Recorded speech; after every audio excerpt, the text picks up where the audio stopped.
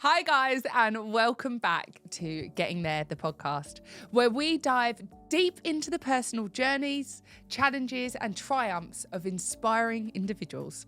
This week, I am thrilled to be joined with the incredible Millie Mackintosh. Millie first captured our attention with her rise to fame on Made in Chelsea, and since then, she has worn many hats: entrepreneur, author and mother. Today, we'll be discussing her evolution from reality TV star to a thriving businesswoman and her journey into motherhood. But most notably, we'll be exploring her candid and transformative relationship with alcohol. Millie's new book, Bad Drunk, is out this week. In it, she dives deep into her decision to embrace an alcohol-free lifestyle, the impact it's had on her mental and physical well-being, and the tips and techniques she's discovered for anyone that is sober curious. It is an honest, empowering conversation about self-discovery, growth, redefining fun and fulfilment without alcohol. I hope you enjoy this enlightening, amazing episode with Millie Mackintosh. Millie Mackintosh, welcome to Getting There, the podcast. Oh, it's a pleasure to be here. Thank you for having me. No, it's an absolute pleasure. And can I just say, I love it when this happens. I love it when the universe provides this. So for anyone who's listening, I just want to give a little bit of context on how our worlds collided. I think it was back in July or August or something. I was in my flat and a friend of mine who was going through something sent me a post of yours, and they had been having this internal debate about whether to go back on medication, and they were confiding in me and they had a lot of shame, and they sent me your post on Instagram and they said to me, I've never felt so seen or heard, this really landed with me. And I was like, well, maybe that's your sign. Off we go. Later that evening, I'm running around late, as I am, to the Gabby Bernstein event. And as the universe would have it, there was one seat left in the theatre show, and it was next to you. Yeah. And I just thought, wow, I've got to speak to her. Then we found out we shared childcare and a couple of mutual friends. I know. Was like, we were literally like, what the hell? Yeah. I was so excited. And at a talk with somebody who's talking all about the universe and manifestation and how we're all connected, and that it just felt like ever since that I was like, it's meant to be. I've been given 2 signs today to talk to you. I didn't know you were bringing out this amazing book, so it's all worked perfectly because I've been so excited to talk to you about this motherhood, businesswoman. For me, as a member of the audience, I guess, watching you grow up, you've had an incredibly long career in the media for someone who's a reality star, and I guess I have questions around that, what's given you such longevity. But in order to get into it, I love to know where my guests start. And in your early years, you were sent to boarding school, and I did not know that. And I was just wondering what that experience was like and how that shaped and formed your later years. Yeah, so I went to my first boarding school when I was 10. So it was a prep school. It was a bit like St. Trinian's. I don't know if you ever saw that film, but it was this beautiful old stately home that was a school, and it was in the countryside in Dorset. And on the one hand, it was idyllic and beautiful, and you rode ponies every day. Oh, and wow. it was, and I loved riding at that age. So it was very kind of lots of fresh air and running around outside and some outdoor learning. And it was a creative school. I actually learned sewing there, which I think led to my love of making clothes. I learned to use a sewing machine and would started making clothes when I was 10. And so I'd say there were some really positive things there were positive experiences at the school, but as a 10-year-old at boarding school, feeling really separate from my family who lived probably 2 hours away. It wasn't a weekly boarding school. It was quite old fashioned. This is before we had phones. There's no mobile phone. You get one phone call home a week, and you're going home every 3 weekends. Maybe one is called an exeat, so you get to go home maybe once in between you go into the term, and then you've got to wait 2 to 3 weeks. You go home once, and then another 2 to 3 weeks, and then it'll be half term. So that was really hard, isn't it, for a young person? And you're sharing a dormitory. Suddenly, you've had your bedroom at home up until that point, and then suddenly you're sharing a room with all these people you've never met before, and you've got to make your own bed, and like suddenly, you know, you're thinking about a 10-year-old. I guess they are quite grown up at 10, but to just have to, you know, really like fend for yourself and not Sounds get like to you're go quite home. isolated Yeah. from your family. And was that your choice to go? I can't actually remember. I know the school I was at, I wasn't having a good time there. Like I was finding it hard. I was being a bit picked on. My best friend had left and gone to America, and I didn't really have a lot of friends at that school because I'd only had one best friend and didn't really fit into the kind of groups. And so my parents weren't happy with the way I was. I had dyspraxia, so that affected my learning, and they weren't happy with the way the school they didn't think the school was supporting me. So I ended up going to this other school, which I actually think in hindsight was probably really good for someone with ADHD and with dyspraxia, because the way that they approach learning. But I didn't know I had ADHD then, and going to boarding school at that age, I do remember just being so homesick and like literally writing letters home, like crying, and like the letters would have tear stains on them, and I'd just be like, please take me out, please take me out. I hate it. And like tried to run away. And I don't blame my parents at all. I think they thought they were doing the best thing, that they went to boarding school themselves when they were really young. Like my dad was probably 8, my mum probably was the same age as me, so they were just doing what they thought everyone did. Yeah. And I love the fact, well, I don't love the fact, but you talk so openly about your bullying, because looking at you from an outsider, looking at you in your early late teens on one of the country's biggest reality program, you would look at you, Millie, and you would think, she's so beautiful, she's slim, which was like everything we were praised for back then, she's glamorous. Like for me, I was like, no way this lady got bullied. We almost reserve these titles for people who don't look the way you look. And I just think it's so brave of you to talk about that. And I just wonder how being bullied in those early years shaped your perception of yourself, because I know in the book you've talked about suffering from body dysmorphia and ADHD and other things like that, but what extent do you think the bullying had on your body image as well?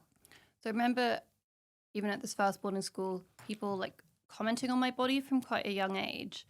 And although I was almost being bullied and teased for being thin. And because when I look back at myself in this kind of adolescence age where I was between a kind of child and a girl and a teen in my early teen years, I had a growth spurt and I was quite kind of gangly and tall with these like long limbs, and all my limbs were very thin. But I had a fast metabolism. I used to eat a lot. Like I still love my food, and I just burnt it off. I mean, a lot quicker then than I do now. And people would just always comment on it. But that was almost weird as well, because I just wanted to be like everyone else. I didn't understand why people commenting on my body, like they would say, oh, you've got such thin legs, or then they would like, tease me about it. And when you just want to be the same as everyone else, you don't want anyone to pick on any part of you. And then the next school I went to, I actually loved and didn't get badly bullied. And then that school sadly closed down after a year. And so I was like really kind of coming out of my shell. And then I got taken out of that school, which had overnight literally gone into liquidation, and went to another school, which the term had already started. And that's where So how old were you at that point? That's when I got really bullied. I would say about 13. Okay. So, 12, 13, that was when the bullying was probably its worst. And it just completely destroyed my self-worth, my self-confidence. And I think a lot of my anxiety in my adult life has come from the feelings of not being good enough, not fitting in, not, being just constantly teased and as well, just from like my therapy hat perspective as well, it sounds like you're not feeling safe. Like you were in all these environments where you weren't particularly held, you didn't feel at home, and safety is at its core. Like the minute I don't feel safe, everything else flustered. Like I can start to spiral into the craziest thoughts. Me too. And I believe, which I'm sure most people agree with, but I don't really care if they don't, that most of our emotions are formed, well, our subconsciouses are formed when we're children, right? Yeah. And if you've not had a safe environment, that's come to haunt me later in my life as well. You know, I was the child of an alcoholic and things like that. And although I was in a house, well, I suppose the house didn't feel safe, but not having that safety as children, it's really hard and it takes a lot of work, which is like why it's so hats off to you to then go and build this safe place. But when you left boarding school, what was your perception of yourself then? Like, what did you, if I could go back to Millie that day and talk, like she graduated, like what did you think of yourself? So when I left, I had ended up, at the end, I've been to 5 different schools. Oh, wow. And I really like hated being at school. And I remembered like the relief that like the school environment was done, and I got to like be free of it. But also, I mean, to be honest, I was just like, oh, I'm excited. I'm going to go traveling. I'm going to move to London. I wasn't aware. I was diagnosed with depression at my last school. So that's when I was in 6th form. So I was about 16, 17. But I refused to have any treatment. I didn't want medication. I didn't want help. I was like, I don't need help. I just felt so angry at my parents, at the school, at just anyone that was trying to tell me what to do. And I ended up going traveling with a friend, which involved a lot of drinking, a lot of not looking after myself. And I started to have quite a lot of panic attacks and anxiety during this time. And then I moved to London, where I thought, great, like I'm independent. I've got my own, I lived with a friend and basically just partied like every single night. And I would say at that point, my self-esteem was pretty low. But because I was self-medicating with alcohol, I convinced myself that I was actually, you know, free and having fun and like, you know, having the best time ever because no one could tell me what to do. And I was numb and blind to the pain that I was actually in and what I was running from and trying to hide from. Yeah.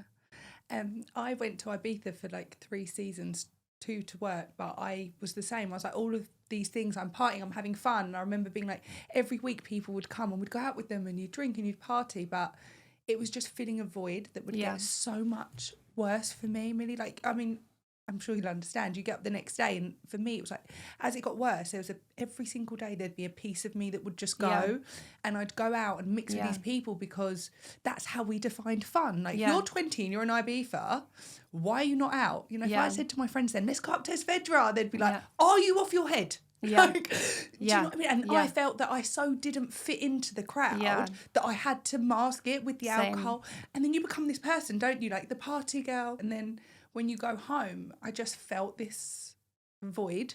I remember that feeling that void, like the morning after one of these nights out. Maybe I'd had a meaningless hookup with somebody.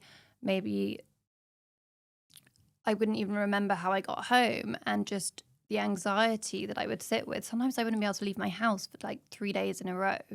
I remember when I came back to London, I'd be like, I can't do anything on a Monday because I'll be swollen, I'll be puffy, I would have binged it out on the Sunday. Yeah. I already knew because I'd like starved myself in the week, right? That I was going to have Pizza Express on a Sunday and all these things that I'd not allowed my body to have, that like Monday shouldn't be a day because I'm going to be not a great version of myself. But fasting forward into your time into London, you get poached for Made in Chelsea. Yeah. I have so many questions about this because obviously I am on the Essex side of the pond, right? So I know the ins and outs of that. Okay. I need to know how you got poached. I need to know, is it real? And I need to tell you that your scene with Rosie, where you throw a glass of wine in her face, will live rent-free in my memory forever. Yeah? Because I remember being like, I'm not watching my mates, so I'm going to watch these lot. And I was like, no, they can't be real. Yeah, and how they found you, and were you excited? Were you nervous? Because when I got asked to do The Only Way is Essex, it was like before it came on, I was like, oh, I don't really know, because like no one had been first, right? Yeah, but that's exactly how I thought. So when I got asked to do it, I was like, I don't know, because Essex was actually out when I got asked, so that was the only thing we could compare it to, was that it would be like a Chelsea version of Towie. That's what I was told it was going to be. I was like, yes. And because we had nothing, you know, or like comparing it to maybe like one of the American reality shows, but being like, imagine this in like London. The Hills, wasn't it? Yeah. But, it didn't actually even have a name at the point when I signed my contract. It had a working title. I think it was going to be called like Chelsea Girls. It wasn't even called Made in Chelsea. And we didn't know if anyone was going to watch it. Literally, my dad thought that just one person with a camera was going to be following me around. I remember telling my parents like when I wanted to do it, and they were like, "Really?" Like they were really Spent unsure. all this money on boarding school, and you want to go and be followed around in a nightclub with a camera, Millie? Yeah, basically. That was basically my dad's response. My dad's like, "Are you effing mental? You're not doing anything that is going to bring embarrassment to this family." Which, lucky enough back then, I would have been so crippled with anxiety. I don't think I could ever have done that. Even now, as I do this, you have to get resilient to comments and things that happen. But you basically got catapulted into fame. I was 21. So I was living in London. My dream when I was 18 was to become a makeup artist. Yeah. So I'd moved to London and trained as a makeup artist, and I was working as a makeup artist. And I had also done some modelling and also had a dream of continuing on that path as well. And I think part of that was to kind of show the bullies from earlier in my teens that I could, that I wasn't this ugly girl that they had like labeled with all these names, and that actually I was good enough, and I could ultimately, if I was a model, I could prove to all the mean girls from school that I'd made it, and it would be like a massive fuck you to them. Yeah, watch me. But I don't think that's necessarily a good reason to be motivated to do something. But I can see now that I was seeking that validation because I felt so broken inside. I thought, being on a reality show, that's going to fix how I feel about myself, because suddenly, I'm going to get all fame and attention, and that's going to make me feel great. But I had actually auditioned for Britain and Ireland's Next Top Model, and I nearly got through to the final round when you're in the show. When I didn't, some of my friends were already in conversations with Made in Chelsea producers, and I'd said no to having an interview with them. Then, like you said, like the universe, like aligns. Then I didn't get through to the final round of Next Top Model. And I think one of the producers like emailed me again and said, "Look, we really want to meet you." That's made me go cold. And I was like, fine, like, let's do it. And we went for dinner, and I was like, fuck it, why not? Like, I wanted an opportunity to, have a kind of jumping board to just like launch me into something.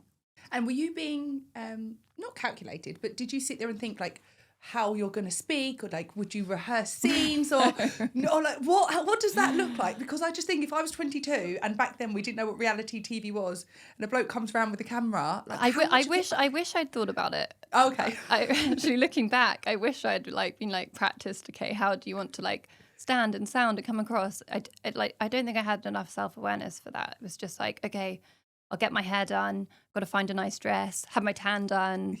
Because you were quickly hailed as like an iconic beauty queen, like in the mix of that show. Like you always about fashion and the way you would dress. I remember you were quickly. Like, I remember feeling the pressure to when you're filming, you're like, oh my God. But at the beginning, I was like, I don't know if anyone's even going to see it. But then when it started to be successful, it was like a lot of pressure to be like, how am I going to look on camera? And seeing other cast members show up in like head to toe, designer everything, and being like, I'm there in my like flares and some like, cheap whatever. And I remember like thinking, shit, I need to up my game because everyone else was like suddenly dripping in like designer stuff. Talking about that, so the scrutiny, I guess, that you felt of now being on reality TV. So we're talking about a young girl here who's not felt good enough, has been bullied for her looks, and is now in front of the world's eye, that watching us grow up, right, and make the most silly decisions as we all do. As you do at 21. My God, if someone followed me around at 21, I'd probably be in prison still somewhere or something. Do you know what I mean? So like hats off for you for giving it a go. God.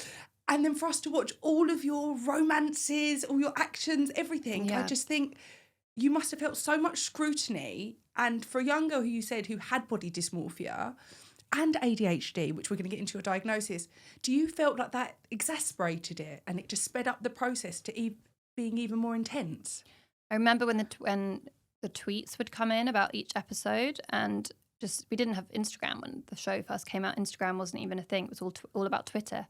And I would just sit there like drinking and reading all the tweets as I watched the episode. And I wouldn't have seen it until it aired. And it was always like the negative comments, like people would say I had really thin lips. Mhm. So now I get them done. And I was about to say not anymore. not anymore. But I remember even like Kylie Jenner coming out and saying she did her lips because someone had commented, you know, she's obviously been on TV for years and people have watched her grow up since she was a child. And someone commenting on her natural lips being too thin stuck it in her head and made her want to get her done. Like, it really does stay with you. Did you remember the people putting vacuums on their lips? People couldn't afford lip filler, just walking about with vacuums on their lips, honestly. So the scrutiny of like my appearance and everything I was saying, doing, what was happening in my life, it was hard. Yeah. And how did you cope with that? By drinking. And I've got another question. Do you feel like the boys felt what you girls felt? Not as much. I think they must have done a bit because people, you know, everyone is going to be affected by people commenting on their appearance. But I think the scrutiny was definitely more on the girls. And how was Hugo's experience, would he say? Would he say it's as traumatic as you found it, or probably not? Probably not. No. I mean, I think looking back on it, I don't regret doing it at all. Like, I'm proud I was part of such a successful show. I mean, it's incredible that it's still going now. For me, when people say to me that why was I successful from the show, whatever I filmed was real, and I can't speak for other cast members, but my own experiences were what was being followed in the show. I was in that relationship. I was having that heartbreak. I had fallen out with that person. None of that was fake. There was never like a script. That would people was set up real. Stories between themselves? Because I know that used to happen in Towie. I was never part of that, but I think that has gone on because, you know, people want to have a storyline. They want the airtime. Yeah. And how long were you on the show for? I was on the show for about 4 seasons. I think over 2 years. And then you become an influencer, I guess. So I would always post my outfits and have like a blog and do what I wore today and that kind of content. So then I started doing more on Instagram and then started working with brands, doing collaborations and like licensing deals, which was really exciting. You know, I was 23. Yeah. One of the first things I did was a collaboration of fake lashes. I mean, I barely wear fake lashes now, but back in the day, I used to love a fake lash. And as someone that was aspiring to be a makeup artist, that was, you know, amazing that I was then able to work with a brand that I already loved and create my own lashes. So it was a real pinch me moment, like doing the show and then actually getting to do, like, work with brands that I loved. It sounds like you had a load of amazing opportunities from it. I feel really lucky. And I mean, I've done some jobs that maybe looking back weren't the best fit. You know, So what, if you're getting paid? Most 23-year-old. I wouldn't say looking back, like every job I've done was 100% authentic, but I've learned over time, like what feels right. And I'm much more careful and choosy now, like what I'm saying yes to. Because I think that's why one of the reasons as an outsider you've had such a long career is because the brands that you work with and things you do seem to be authentically to you. Because you can start to sniff it out a mile, can't you? When someone's so doing obvious. Like teeth whitening this week, bum hair removal the next week. You're like, okay, you just got paid to do that. Yeah, when you're able to work with brands that naturally would fit into your lifestyle and that you already love and use and get to work on projects that you're really excited about and you genuinely care about, I think it really shows. And that's why I'm doing this project like this book. I've done a book before, but it was much more surface level. It was recipes, it was how to build the ultimate wardrobe, how to do your makeup, how to do your hair. So it wasn't touching on anything, maybe had a bit of yoga in it, but it wasn't touching on anything deeper. Meaningful. So that doing this project really feels different. And it's like got more substance, and I'm actually feeling on just quite a different path with it. Honestly, so I got it late last night, so I've already had to skim through. And actually, one of my questions I was going to ask you is, so we're at Millie's point in life where you're kind of building into this influencer lifestyle, right? Do you feel that you had a duty to look like you had your shit together? Yes. Because I know, read in the book here, like one of your daughters were teething, you had a glass of wine in one hand, she's crying, you're crying, who didn't know to help first? But you can't put that up. who wants to buy that? Yeah. Do you know what I mean? And there must be so much pressure for you to appear like everything's perfect. And I wonder how you dealt with that, as it seems everything catapulted and your drinking catapulted. And I suppose what life looked like for you then in those moments. Yeah, definitely. Instagram is such a filtered, it's literally, you have your favorited images and videos on your phone. It's then an even more edited version of your best moments. We don't film, the fuck ups. We don't film the bits where it's all going fucking Pete Tong because, who's got their phone out in that moment? So I have definitely felt the pressure to portray. I'm a perfectionist as well, so I do take responsibility for that. I think I have felt like I've got to project this perfect image. And actually, since I had my first daughter, I did start sharing more openly about mental health and around how I was struggling with things, as well as, good moments. I was also sharing how I was finding the pregnancy difficult. Or then I started sharing about finding my body image hard once I became a new mum and talking about my mental health. And I suddenly felt this shift that it was like what I was meant to be doing, because the response I got was like huge. And I realized there was so many people that felt the same as me. So it made me feel less alone. And yes, I like to still show moments on Instagram that do, show looking nice, wearing a nice outfit. But I also show, hey, this is the reality. This is how messy my kid's playroom is right now. This is how much, laundry I need to fold tonight. And just being like, I like to show one side, this is me looking lovely. This is actually the other side of it. And this is both of these things are true in the same day. And they can coexist. Yes. Because that's the thing. Sometimes we think things are very black and white. Like, oh, Millie's got her shit together. Like the other day, I got up early, went for a run, got my son on school time, got to the office 3 minutes early, which is like early for me. And I was like, I've cracked it. I'm a proper adult. And then the moment you think that. Yesterday I went to the gym, forgot my clothes to change into after the gym, and I'm standing in St John's Wood High Street with just a long puffer coat on and a bra on underneath. I was like, I just got a humble reminder that you never really get your shit together. No. Do you know what I mean? Whenever I think I've got it together with my kids, I'm like, yeah, I'm just nailing it. Like I've got it covered. It's something will change. And I'm like, shouldn't have thought it. Do you think the trauma of reality television pushed your perfectionism then? And then you having to create this perfect grid lifestyle? Yes. And one thing I remember being really fearful of in my 20s was people finding out how bad my drinking was. Like my book cover is, I love it, and I love the title Bad Drunk, but admitting to people 10 years ago that I was a bad drunk would have been my worst nightmare, because I was so focused on projecting this perfect version of myself who, looked a certain way and was always put together. And I didn't ever want to be the girl like photographed like stumbling out of a nightclub.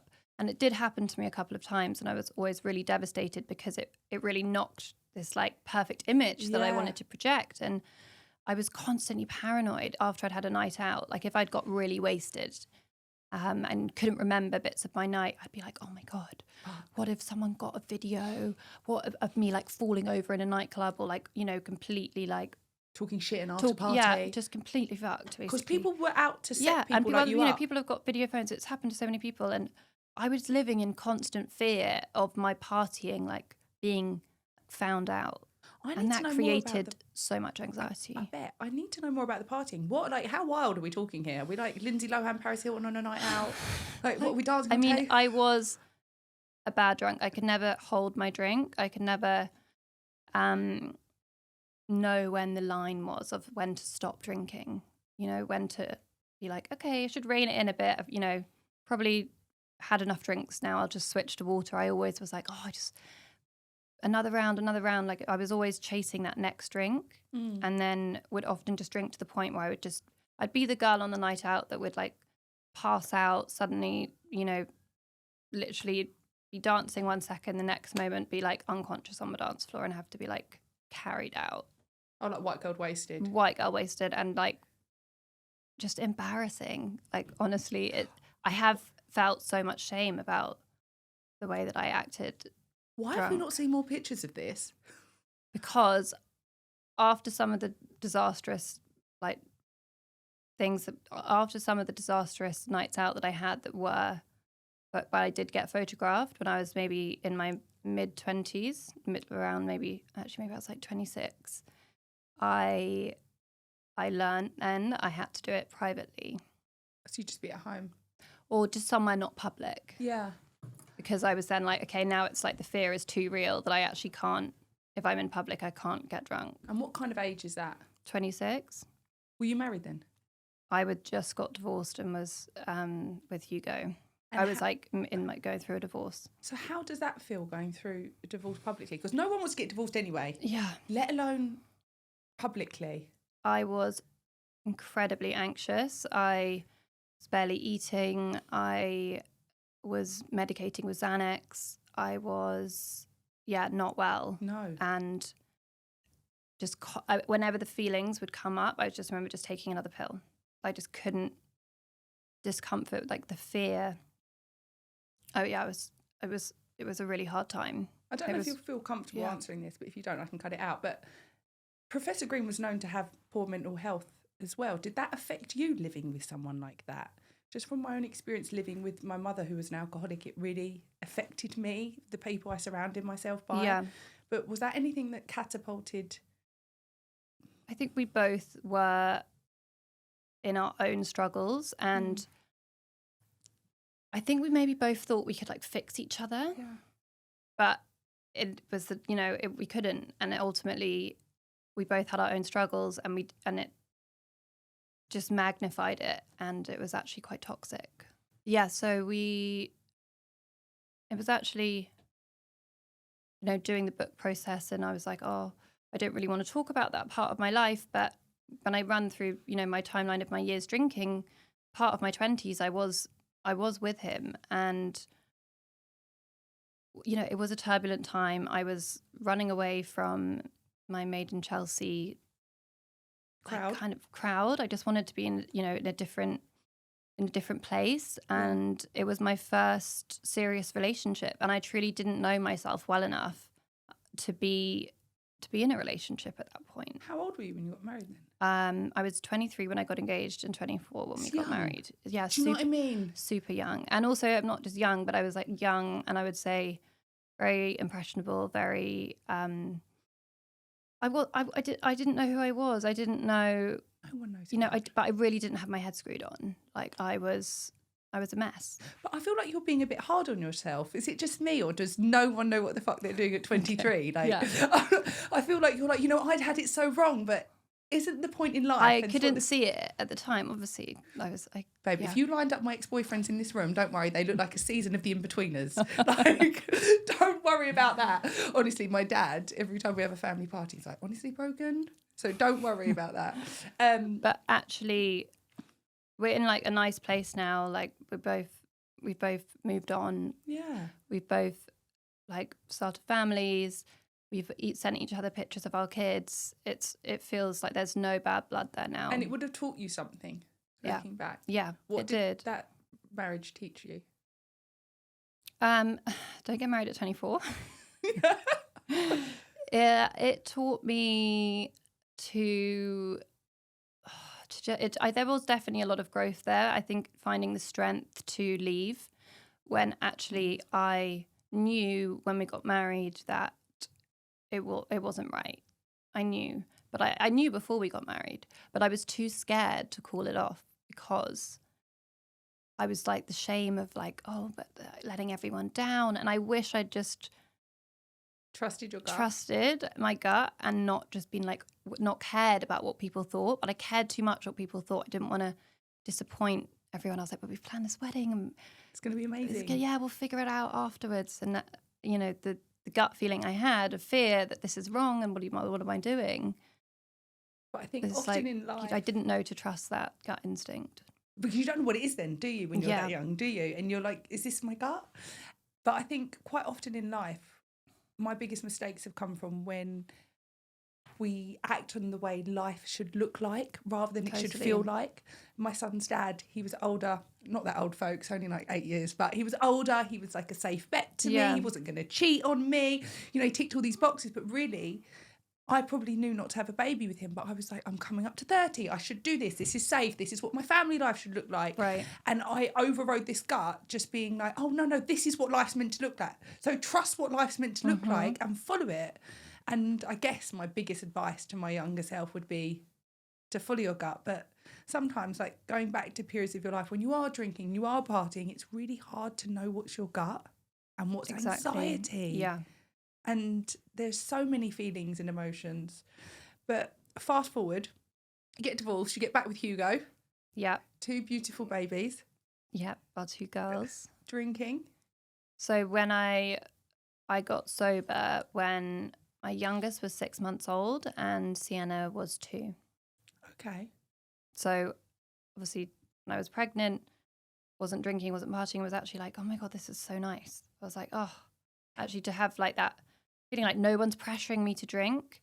And my pregnancies were like the first time I didn't feel the pressure to drink. And I really loved it.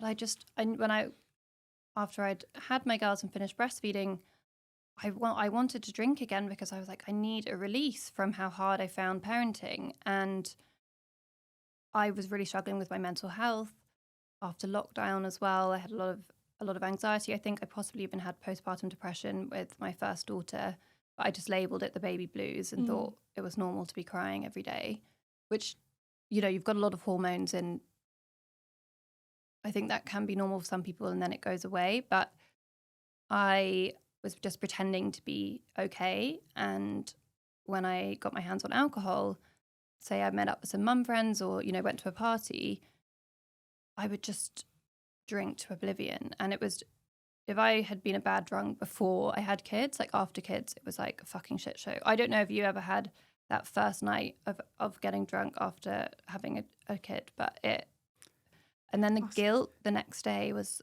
like, oh my God, how could I have acted like that? I've got a baby. How could I have got so drunk that I could barely get in my own front door? Like I'm a parent. And it just, the self-loathing that I would feel, and I would really attack myself.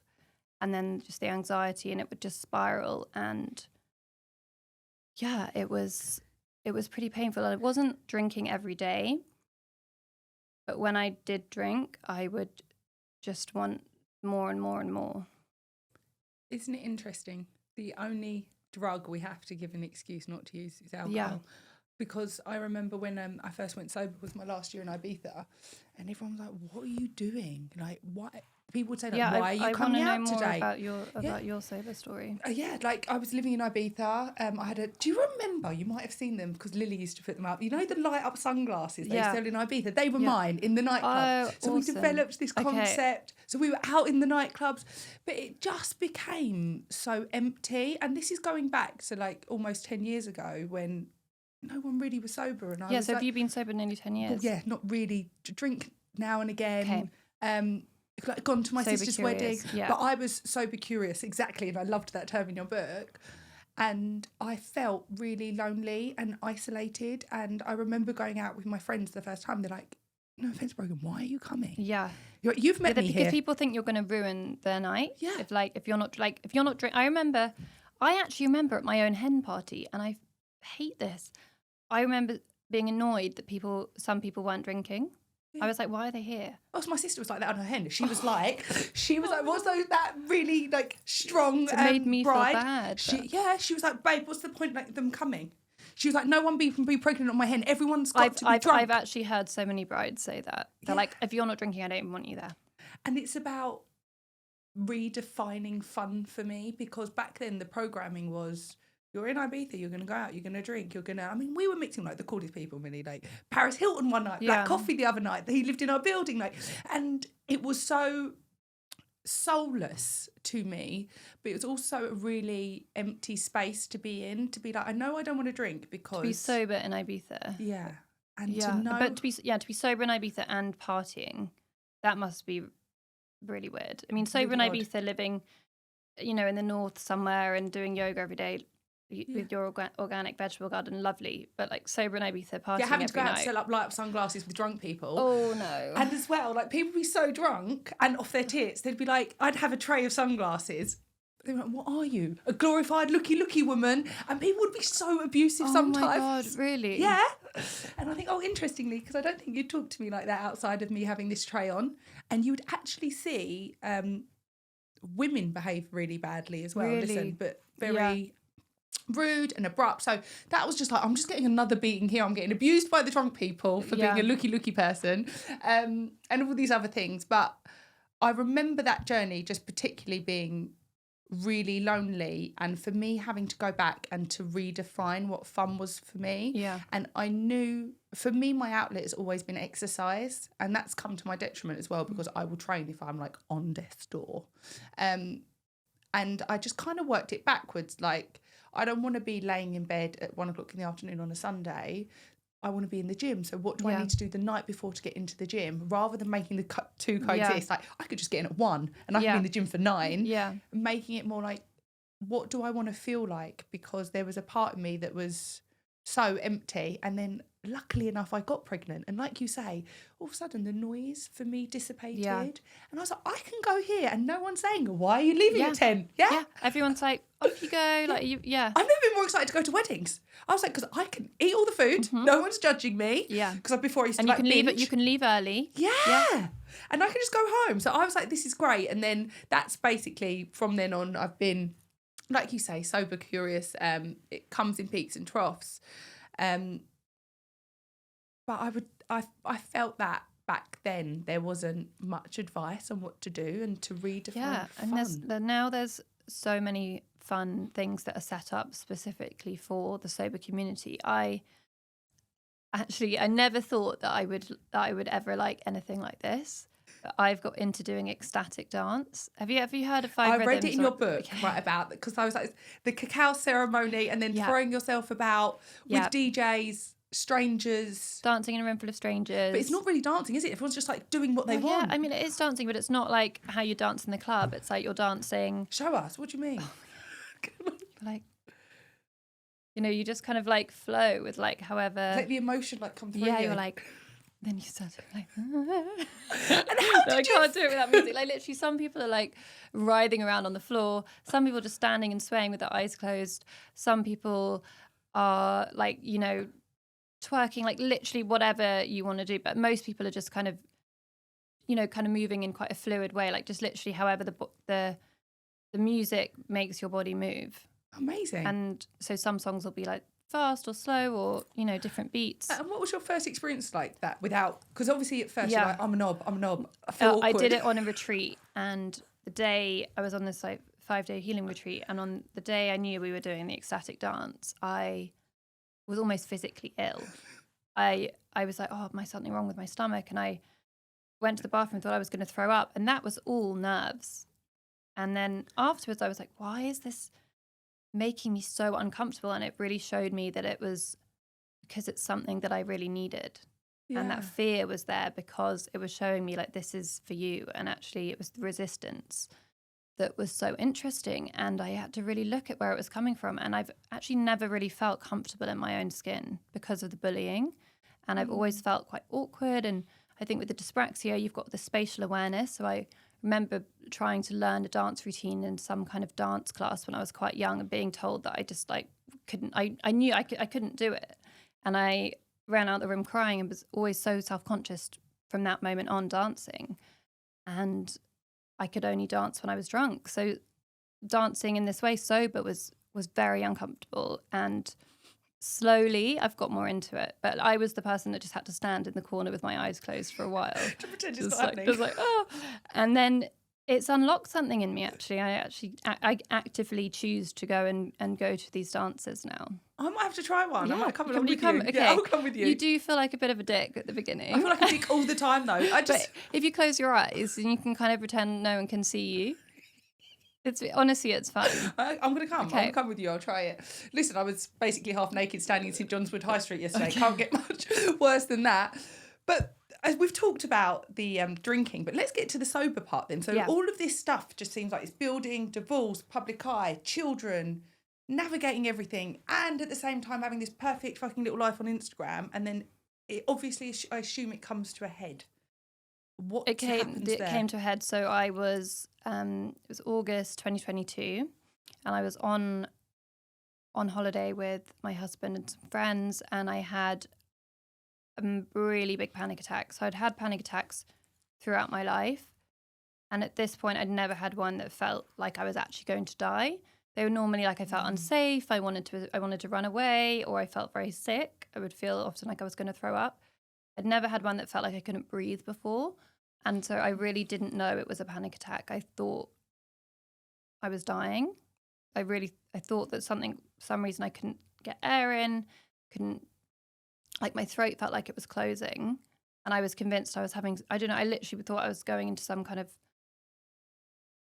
pre-death state. Yeah. I know you're not even being dramatic, because I've had that and I'm like, oh my God, this has got to be. I started blacking out. Like I was like, you know, when you're like about to faint and everything starts like going black. Oh, like these, like yeah, stars, literally like that. And I could just see my daughter's faces, and I literally thought I was about to die. And when I came out of the panic attack, I was like, oh my God, I can't feel like this again. And I was really hungover that morning. And I didn't think I would have had that panic attack if I hadn't been drinking the night before, if I hadn't been drinking for the 5 nights before that. And I went on this hike with Hugo, and I said it out loud, and it was incredibly uncomfortable. I said I need to stop drinking, and that was it. And I knew once I said it, like I was like this, but it felt so scary and loud. Yeah, just Clear. like I said it, I was like, oh, like I didn't want to say it because then I knew I was going to have to like stick to it. Yeah, act on it. And I tried to stop drinking before, but I always like, you know, I'd stop for a month, or, you know, stop for maybe 6 weeks, and then I'd go back to it. So what makes this journey work then compared to the others? What was different about it? I think something just like snapped inside me that was just like, enough now. Yeah. But I think becoming a mum as well, it made me so uncomfortable with how I was behaving, and I just wanted to be better for my kids. Yeah. I was like, I'm a mum, like I've got to get my fucking shit together. So I'd say seeing my kids in that moment of fear where I thought I was dying and wouldn't see them again, and then thinking, fuck, like if I don't sort myself out, like what if I do end up dying? And then I was like, I've got to get healthy, and I've got to sort this out, because I was giving away so much energy and time to hangovers. And so it's not that, is it? It's the night out, then you've got the hangover, and then drinking, the self-loathing. Yeah, it's not just, it's like the occasion that you're drinking at, like the night out or whatever it is. Then it's like, it's not even just the next day. It would be like, first day I feel like just like actual shit. Then the day after that, the anxiety would be really strong. The day after that, I'd be like really tearful. It would last about a week, and then you know, you'd start again the next weekend. And how were the first few months going sober? Did you tell anyone? I only told a few people at the beginning. It was really scary. I felt like my life was over.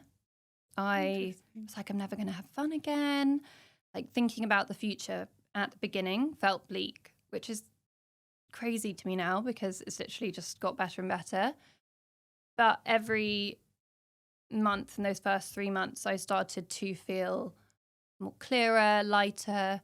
My skin improved. I was sleeping better. So that it really, when I started seeing those visible improvements, even just in my skin, and feeling the improvements with the reduced anxiety and just feeling more energy and more sure of my decision, that really helped. And I had support, so I got a sober coach. Oh, wow. What's that? So a sober coach is someone specifically who has a background in addiction and recovery and can help you understand your behavior around alcohol and the reasons. You know, when you decide, if someone decides to stop drinking, it's not just remove the alcohol and your problems are gone. No. It's literally remove the alcohol and then figure out why you were drinking. Yeah. And then look at that and look at you've got to address the feelings that were making you want to drink.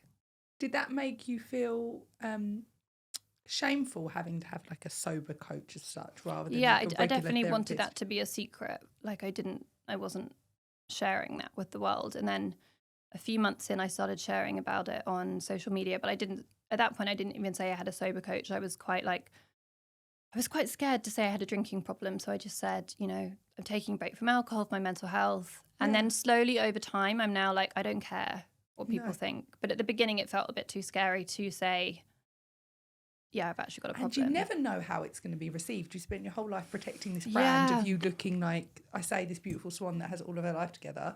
It's a scary thing to be like, oh, actually, I may have an alcohol issue. Yeah, I was worried about being judged. I was worried about, well, what if a brand doesn't want to work with me? Or, what if this is like some stain on my name? Yeah. It hasn't been. It's ended up with this. But it's ended up in this book. And the reason I did the book was because I want to help people. I wish I'd read this book when I was younger. And so what was the thing that catapulted the book idea? The book idea basically stemmed really organically from me sharing about my sober story on my Instagram. And I was really enjoying connecting with my followers who were in the sober curious community. And every week or every month I'd be updating people on how I was finding not drinking, and it just literally stemmed from that. So yeah, I decided to do it, and I was like, I'm gonna go all in and just be super honest and vulnerable, because I think if you're gonna do a book about your journey, I was like, I can't leave out the ugly bits.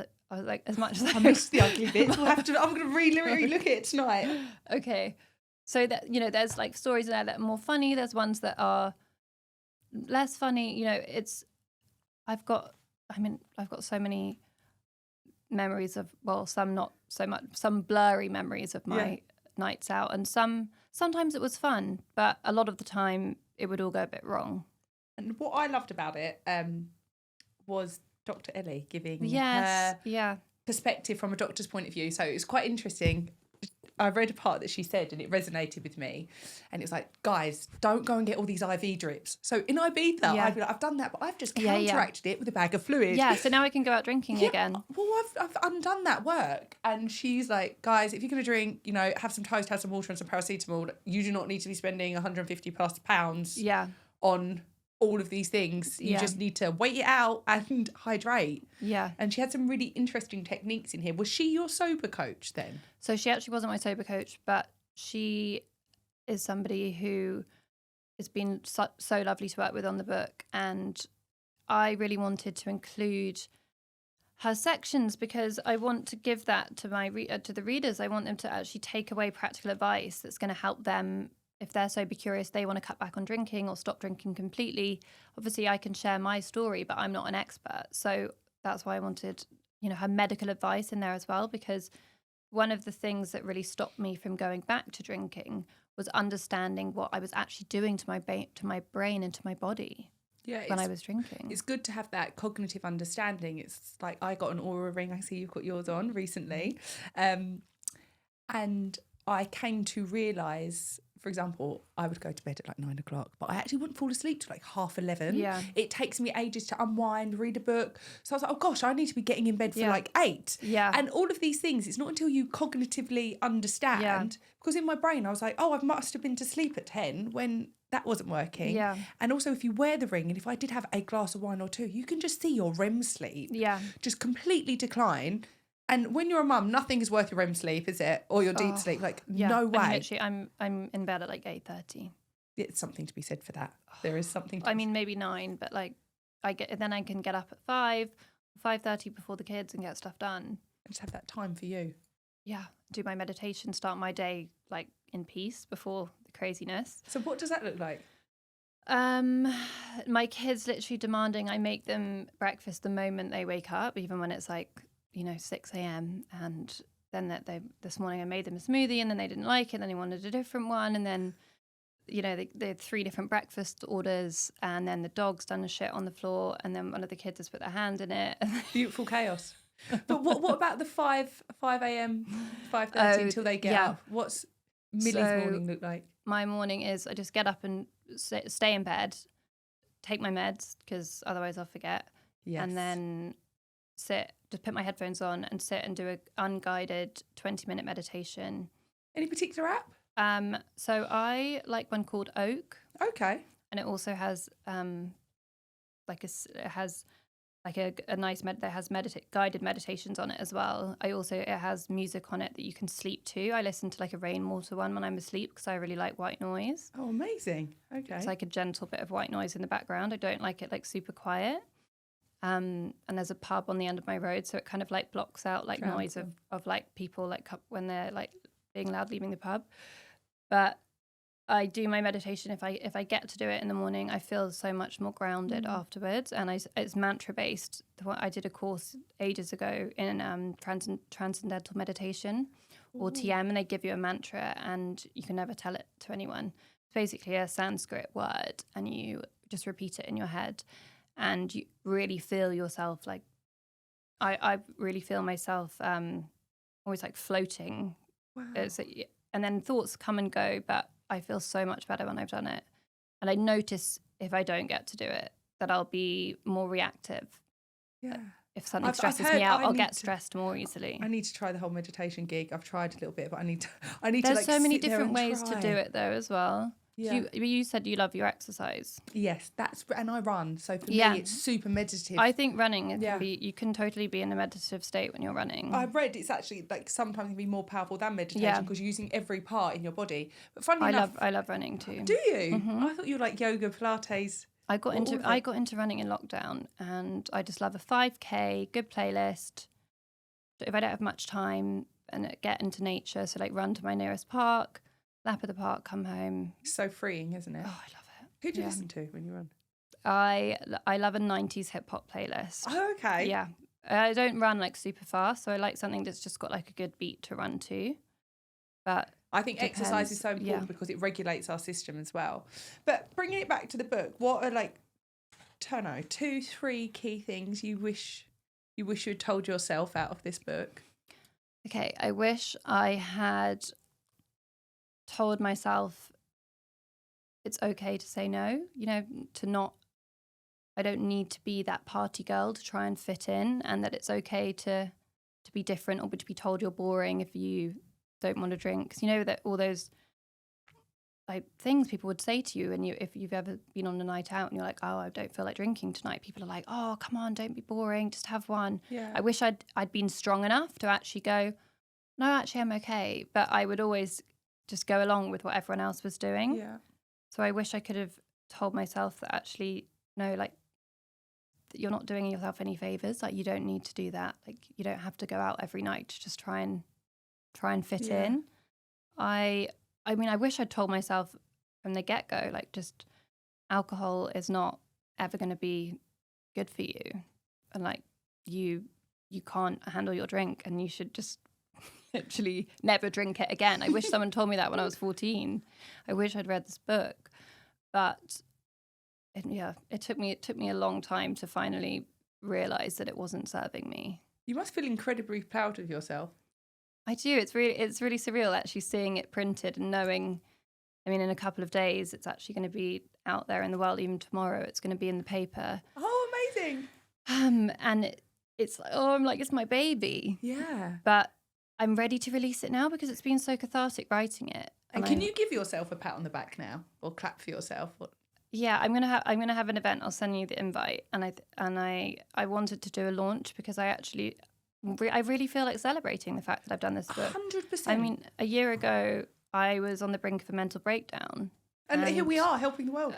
And I wanted to do the book. I didn't know if I was going to be able to do it, and like here I am a year later, and it's fantastic. Yeah. Throughout my journey of getting there, I have found the biggest mountain that I've ever had to overcome. It's not the mountain, it's me. Mm-hmm. This is kind of what this represents. And it's taken me an incredibly long time, Millie. It even makes me feel emotional saying this. Learning to be kind to myself. And I saw parts of that in the book, the self-sabotage. Yeah. Oh. And just learning to clap for yourself. And the amount of times I've been conditioned to walk past a mirror and the first thing I would do would be like, look at the size of your chin, look at the size of your ass. That skin doesn't look good. We're so quick at pulling ourselves apart. And these unrealistic standards of perfection, I feel, has also accelerated that inner monologue in me. I mean, like, do you remember when we were young, when you had like the Special K diet and you'd go and weigh your Special K 3 times a day and then you can get in your red swimsuit?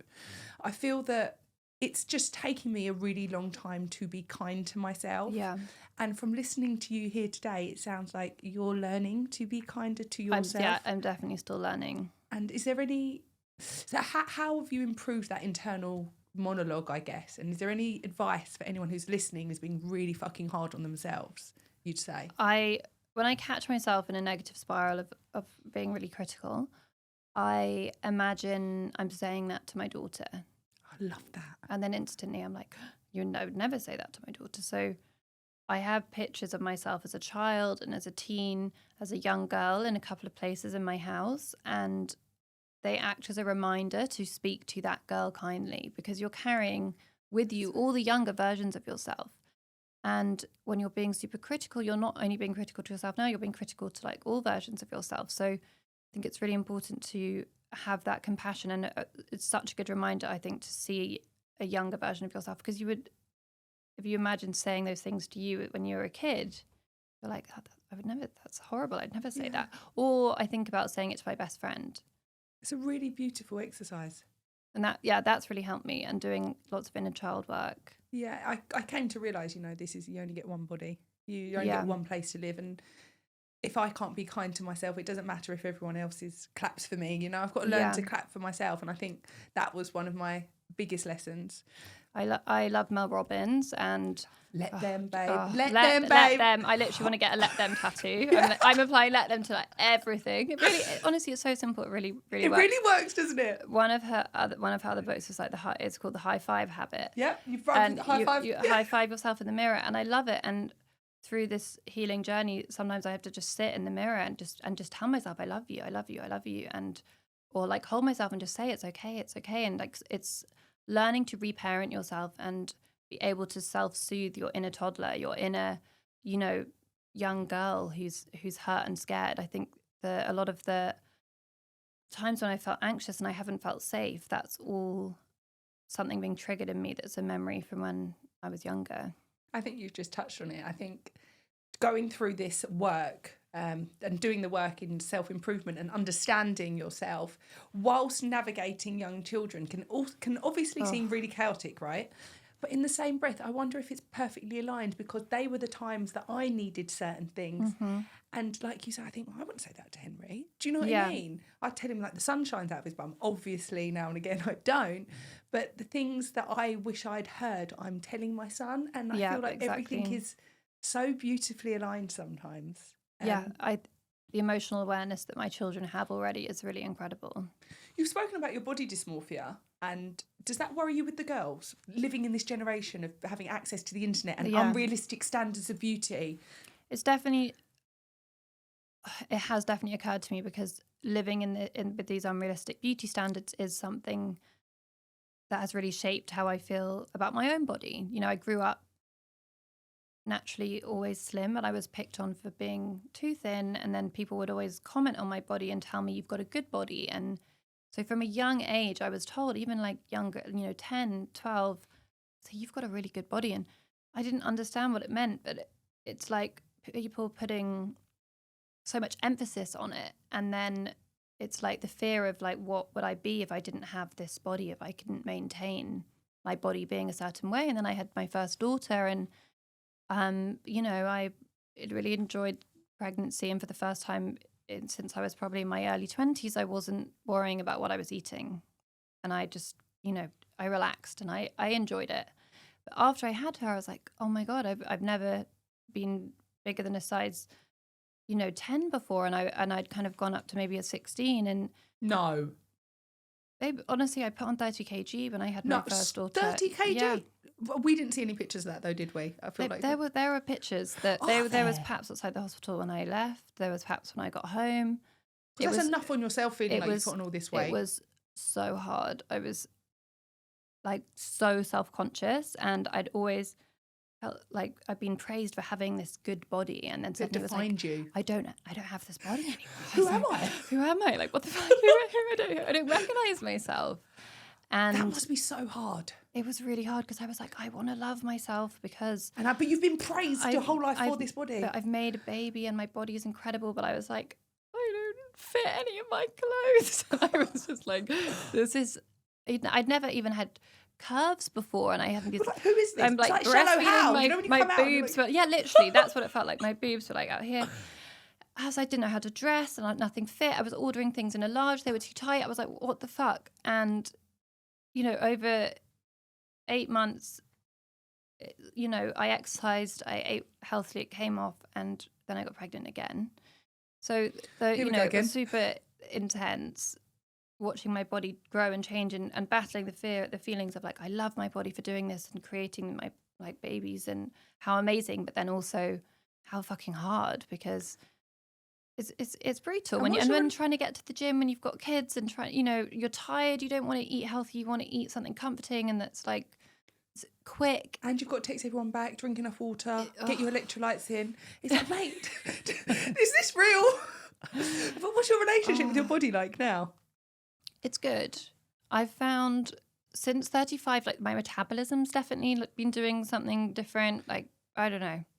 Can't fix that with electrolytes or anything. No? Can we not do that? It's good. It's like, I feel like in a different season now, like with my body. I'm trying to just let go of the perfectionism and not fixate, not worry when I'm fluctuating, and just be like, my body's just doing what it needs to do. And do you know what? Like, no one notices if you give or take £5. Just so you know, like I used to spend my life Monday to Friday losing the £5 that I thought the whole world would notice on my debut in the West End on the weekend. Like, guys, no one gives a fuck if you lose £5 or not, £10. Like, no one is judging you. But we can live in this prison in our own minds because we're constantly unhappy. Like, I was really unwell a year ago mentally, and I wasn't eating, and I was basically so anxious because I choked when I was eating. I was already anxious, but then I choked when I was eating, and then I became fearful of eating because I thought I was going to choke again. Wow. So I was barely eating, and I lost a lot of weight. And I was at a Pilates studio, and this girl said to me, she said, Millie, you just look so well. You are just nailing wellness. Whatever you're doing, you just look fucking great. And I just remember thinking, I'm so unwell right now. And you have thought she was being nice. Being kind.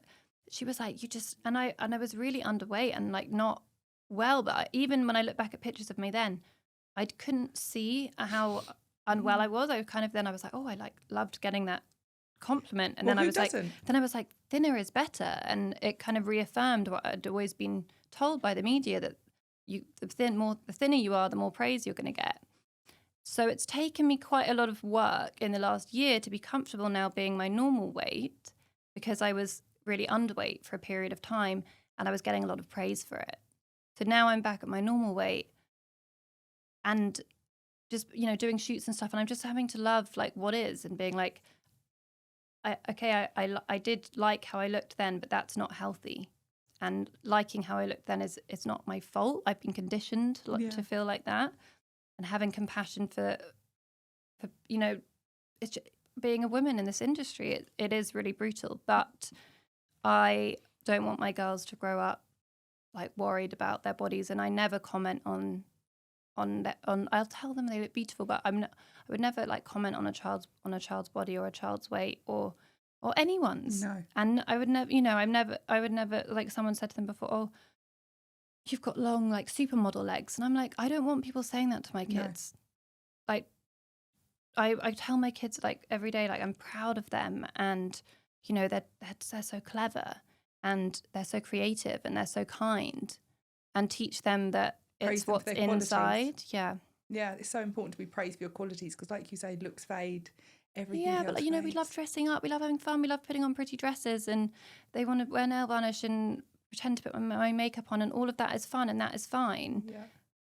But also, I want to teach them that it's about how you treat people that's important, and it's about what's inside and teach them about kindness, and also you're teaching them it's not okay to comment on people's bodies. Yeah.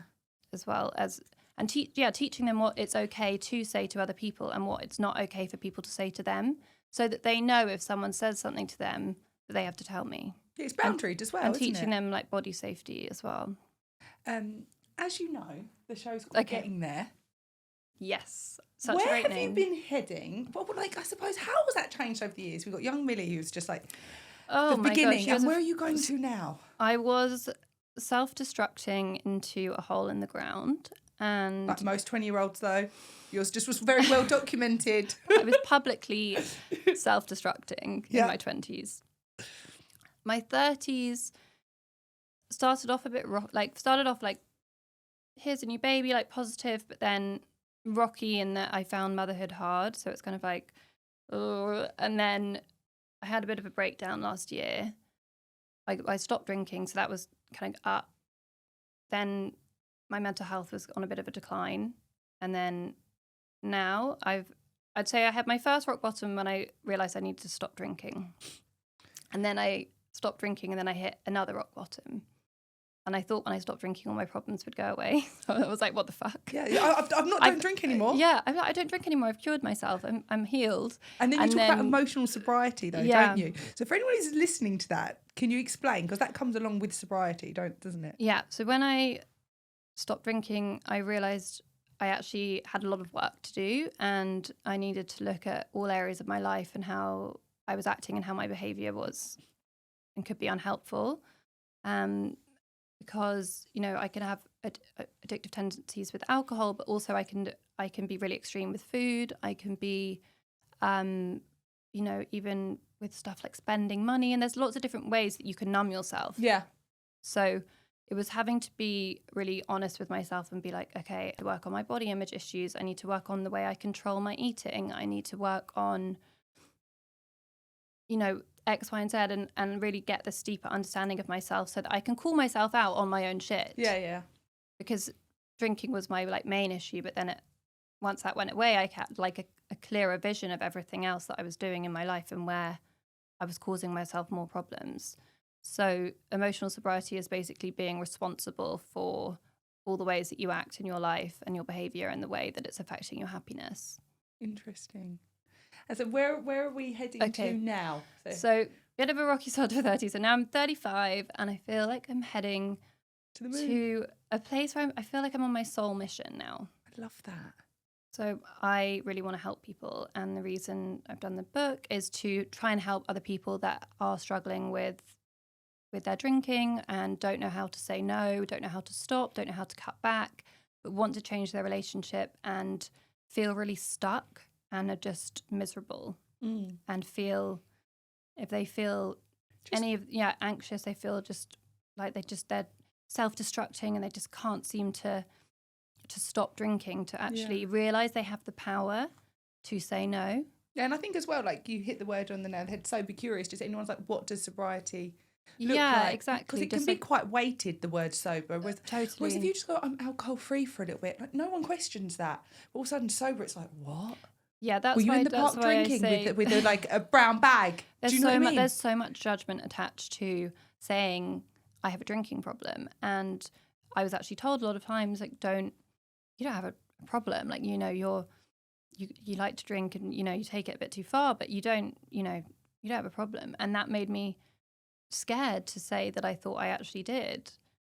And I've really got over that now, as you can tell. The book is called Bad Drunk. Well, you're like completely naked in this. Do you know what I mean? You're naked for the world. It is a bit like one of those weird nightmares when you're like suddenly in public naked. In front of the school hall. That is a bit like what it feels like. But by you being naked and by you posting again about your issues with medication and the shame and guilt that come with it, it's just the ripple effect it's having on other young girls that have all been through what you've been through. Obviously not in the public eye, but there's nothing out of the ordinary really that's happened, and just by you being naked and doing this great stuff, it's going to make someone else's life better. Let go of shame, break down the stigma, normalize talking about it.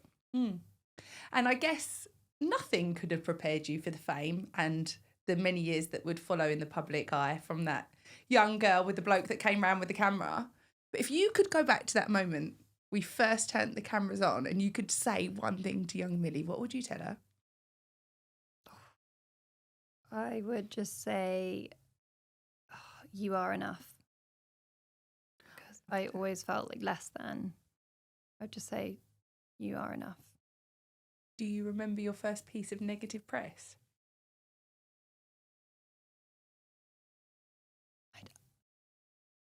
I just remember mean comments about my appearance. It's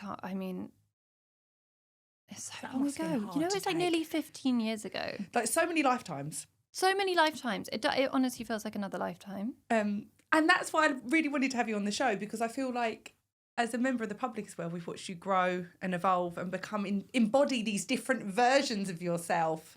Yeah, like grown up in the public eye. Yeah, I mean, hats off to you. I couldn't do it. Like I say, I'd probably be in prison or something.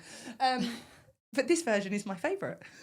And I just think everything that you're doing to coming on here, you know, your honesty, your bravery, being naked in front of everyone. I know how busy you are.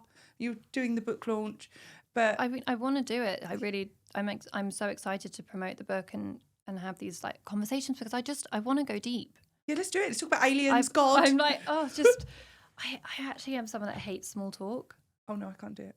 I just literally switch off, and like I'm the type of person that meets someone and tells them like my like life story within. Yeah. I'm an oversharer, and I'll be like, and this is what my mum did, yeah. And then I was left here, and everyone's like, "Whoa, who's the creepy girl over there oversharing?" Yeah. But interestingly, so like you said, we had all this shame of not wanting to drink, and it's like, have you met me? I actually don't need any alcohol, nor do you.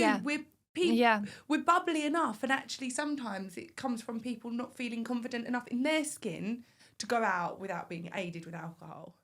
Absolutely. But thank you so much for coming and your time.